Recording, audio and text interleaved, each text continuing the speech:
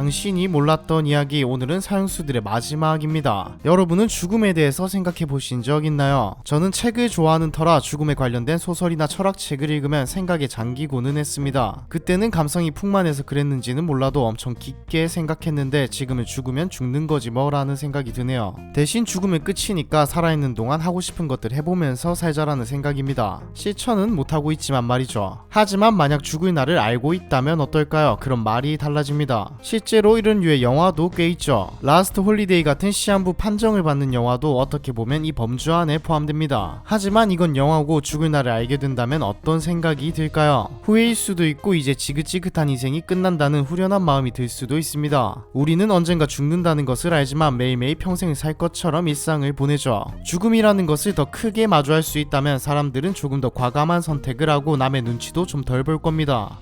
근데 이것도 다 예상이죠. 당장 병에 걸려 오늘 내일 하는 사람도 정확히 언제 죽을지는 알 수 없습니다. 스스로 생을 마감하는 사람들은 마음이 좀 다를 거고요. 그런데 자신의 의지로 죽는 것도 아닌데 언제 죽을지 정확히 아는 사람들이 있습니다. 바로 사형수들이죠. 과연 사형수들은 마지막에 어떤 말을 남기고 어떤 생각을 하며 죽을까요? 참고로 사형제 찬성과 반대는 말이 많은 주제입니다. 영상은 사형수의 마지막을 이야기할 뿐이지 저의 찬반 의견을 전혀 드러내지 않습니다. 사형 찬반에 대해서는 크게 생각해 본 적이 없기도 하고요. 한국은 현재 사형이라는 게 사문화된 법입니다. 즉 존재는 하지만 집행되지 않는 법이라는 말이죠. 사형수도 존재하지만 실행은 하지 않습니다. 실질적 사형 폐지국으로 분류되죠. 사형이 집행된 것은 1997년 12월 30일이 마지막입니다. 한국만 그런 것은 아니고 많은 나라가 법은 존재하지만 실행하지 않고 있죠. 미국의 경우에는 주마다 다릅니다. 실행하는 주도 있고 하지 않는 주도 있죠. 인근 나라인 일본에서는 집행을 합니다. 북한은 공개 처형까지 하고 싱가포르도 집행을 하죠. 의외로 아시아권 국가들이 사형제도를 상당히 많이 집행하고 있습니다. 반면에 서양의 나라들은 거의 집행을 하지 않죠. 유럽 쪽의 나라들 영국과 프랑스, 이탈리아 등 90% 이상의 국가들이 사형을 집행하지 않습니다. 이렇다 보니 오늘 이야기할 사형수의 마지막은 미국과 1997년 이전의 한국 사람들이 대부분이죠. 서론이 길었네요. 그럼 시작해볼까요? 한국과 미국의 사형수 한 명씩은 좀 자세하게 이야기해보고 나머지는 영상이 너무 길어지니 짤막하게 해보겠습니다. 먼저 한국의 마지막 사형수부터 보시죠. 한국의 마지막 사형수는 김용재라는 인물입니다. 1991년 가을 여의도 광장에는 많은 사람들이 있었죠. 가족끼리 나들이를 온 사람들과 연인들, 친구들이 자전거를 타거나 음식을 먹으면서 노닥거리고 있었습니다. 그런데 갑자기 자동차 한 대가 시민들을 향해 돌진하죠. 핸들을 잘못 꺾은 것도 아니고 말 그대로 돌진이었습니다. 어린아이 2명이 그 자리에서 사망하고 21명의 부상자가 생긴 뒤에야 차는 멈추었죠. 범행 동기는 무엇이었을까요? 차라리 약에 취했다거나 술에 취했다거나 이런 이유라면 이해는 됩니다. 하지만 김용재는 범행 당시 제정신이었죠. 이유는 세상이 뜻대로 풀리지 않아서였습니다. 김용재의 일대기는 마지막 사형수라는 책으로 나오기도 했습니다. 교도소 안에서 수녀와 대화를 나눈 편지를 바탕으로 쓴 책이죠. 김용재는 사회에 불만이 많았습니다. 김용재의 부모님은 각각 청각장애와 시각장애를 가지고 있었고 자신도 시각장애가 있었죠. 학창시절에는 왕따를 당했습니다. 초등학교 당시 국민학교 때 어머니가 동생을 데리고 집을 나갔고 아버지는 농약을 마시고 스스로 생을 마감했죠. 제대로 된 직장도 없이 김용재는 배달과 선원, 웨이터를 전전하며 살았습니다. 범행을 저지르기 전 마지막 직장이 양말 공장이었는데 여기서 해고당한 뒤 화가 나서 범행을 저지른 것이죠. 자동차는 양말 공장 사장의 차를 훔친 것이었습니다. 김용재는 유언으로 이런 말을 남겼습니다. 인간 대접을 해주신 것에 감사드리며 짧으나마 인간답게 살고 갑니다. 김용재는 죽기 전에 카톨릭에 귀의했습니다. 자주 편지를 나누던 수녀님에게 한 말이죠. 마지막에는 자신의 죄를 뉘우쳤다고는 하네요. 이번에는 미국의 사형수를 한 명 보죠. 미국 역사상 최악의 사형수라고도 불리는 인물 게리 길모어입니다. 동시에 가장 유명한 사형수죠. 모두들 나이키가 광고에서 쓰는 말인 Just do it이라는 말은 들어보셨을 겁니다. 이 Just do it이라는 문장이 게리 길모어 덕에 나왔죠. 1976년 7월 게리 길모어는 유타주에서 시민 2명을 총으로 살해합니다. 경찰에 왜 그랬냐는 질문에 게리 길모어는 태연하게 대답하죠. 그저 이유 없이 죽이고 싶었다. 미국 사회는 경악하죠. 길모어의 살인과 태도는 1972년부터 중지되었던 사형제도를 부활시킵니다. 당연히 언론은 사형제도와 더불어 연이 길모어의 기사를 헤드라인으로 내보냈죠. 1976년 길모어는 법정에서 나를 제발 총살시켜달라며 부탁하기도 했습니다. 그리고 1977년 게리 길모어의 사형은 집행되죠. 미국과 유럽 등 기독교 문화를 가진 나라에서는 사형 전 사형수에게 마지막으로 원하는 음식을 먹게 해주는 문화가 있습니다. 서양의 대부분 국가들이 사형제를 폐지했기 때문에 사실상 지금은 미국에만 있는 문화죠. 중국도 이런 문화가 있습니다. 길모어는 마지막 만찬으로 햄버거와 계란 그리고 감자를 먹고는 말했죠. 자, 시작합시다. 영어로 Let's do it입니다. 미국 사회는 사형이 부활해 집행된 것도 화제가 되었지만 게리 길모어의 말 Let's do it이라는 말이 미국 전역에 전염병처럼 퍼지게 되죠.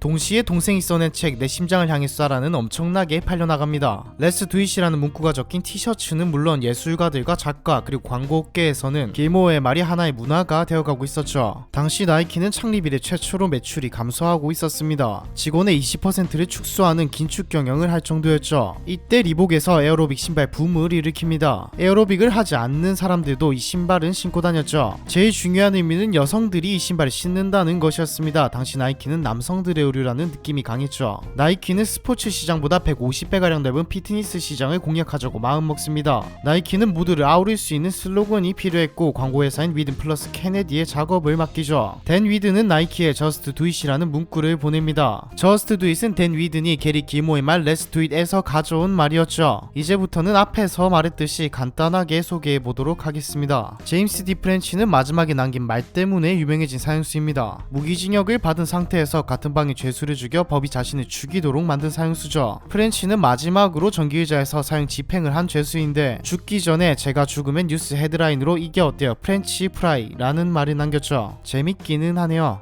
로렌스 러셀 브루어라는 인물은 사형 집행 전 마지막 식사로 치킨과 스테이크 2개, 베이컨 치즈버거, 바베큐, 피자, 아이스크림 등등 많은 음식을 요구했습니다. 하지만 사형당일 손도 대지 않은 채 사형을 당하죠. 이게 유명해져서 텍사스주에서는 사형수에게 음식을 주문받지 않습니다. 빅터 페게르라는 사형수는 제목보다 식사로 유명한 사형수죠. 페게르는 마지막 식사로 씨가 들어있는 올리브 하나를 요구했습니다. 유언으로는 이 하나의 올리브 씨가 자신의 몸속에서 나무로 자라나게 바란다라고 했죠. 지존파 사건으로 유명한 지존파 두목 김기화는 원래 자신의 장기를 기증하려 했다가 사형이 너무 빨리 확정되어 무산되어 버리자 아쉬웠는지 유언으로 죄인이 할 말은 없으나 남자가 자기가 한 말은 끝까지 지켜야 하지 않겠습니까? 라고 말했죠. 서울 목포파의 행동대장인 고금석은 고개를 숙이며 다시 태어날 수만 있다면 이웃을 사랑하는 사람이 될 텐데 라는 말을 했습니다. 이때까지 소개했던 건 재밌거나 특이했던 혹은 사이코패스 같은 인물들의 마지막이고 사실 대부분의 사형수들은 공포에 진료했습니다. 결혼 자금을 위해 납치를 했던 홍순영은 하늘이 떠나가라 울면서 죽었죠. 실제로 사형이 집행되던 시절 사형이 집행되는 날 이름을 부르고 나오라고 하면 살려달라고 애원하거나 벽에 붙어서 버티는 사람, 다리에 힘이 풀려서 움직이지 못하는 사람들이 대부분입니다. 깡패이자 연예계 대부로 통했던 이마수도 사형장에서는 울부짖으며 엄마를 찾았죠. 마지막으로 클로드 존스라는 사람을 보면서 마무리해보도록 하겠습니다. 죄목은 강도살인, 주점의 침입 후 종업원에게 총을 쏴 죽였다는 이유로 사형을 받았죠. 사형 직전 존스는 피해자 가족에게 유언으로 이렇게 말했습니다. 나는 살인을 저지르지 않았으나 내가 사형에 처하는 것으로 유족들은 만족할 수 있을 것이다. 가족을 잃은 유족을 진심으로 동정한다. 집에서 날 기다리고 있을 딸도 똑같은 생각일 걸 알기에. 사람들은 물론 피해자 가족은 연기라고 생각했지만 10년 뒤 DNA 감정 결과 범인은 따로 있었다는 게 밝혀지죠. 사형 제도를 반대하는 사람들이 주장하는 근거 중 하나가 이겁니다. 사람은 완벽하지 않기에 무고한 피해자가 생길 수 있다는 것이죠. 사형수들의 마지막, 이번 편은 여기까지입니다.